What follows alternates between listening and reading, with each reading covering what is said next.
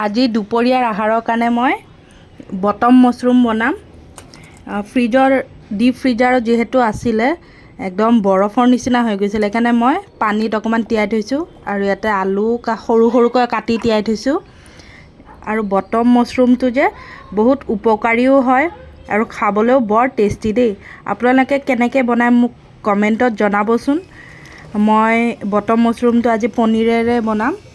পনীৰখিনিও deep ফ্ৰিজাৰত যিহেতু আছিলে সেইকাৰণে মই গৰম পানীত 10 মিনিট 15 মিনিটৰ কাৰণে উলিয়াই থৈছোঁ। মই এইটো গোৱৰ্ধন পনীৰটো খাই বৰ ভাল লাগে। আপোনালোকে যিকোনো পনীৰ ল'ব পাৰে আৰু মছৰুমৰ লগত যে পনীৰ একদম বৰ টেষ্টি লাগে দেই ৰেচিপিটো। মই পাৰিলে দিম বাৰু ৰেচিপিটো। আৰু ইয়াত দেখিছেই নহয় গোটেই পনীৰ 200 গ্ৰাম পেকেট।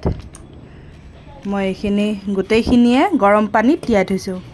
আৰু ইয়াৰ কাৰণে মই এইখিনি মছলা উলিয়াই থৈছোঁ।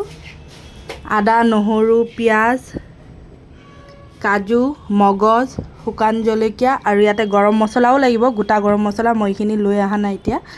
আৰু এইখিনি মই পেন এখনত তেলেৰে অকণমান ফ্ৰাই কৰি পেলাই মিক্সিত পেষ্ট বনাই ল'ম।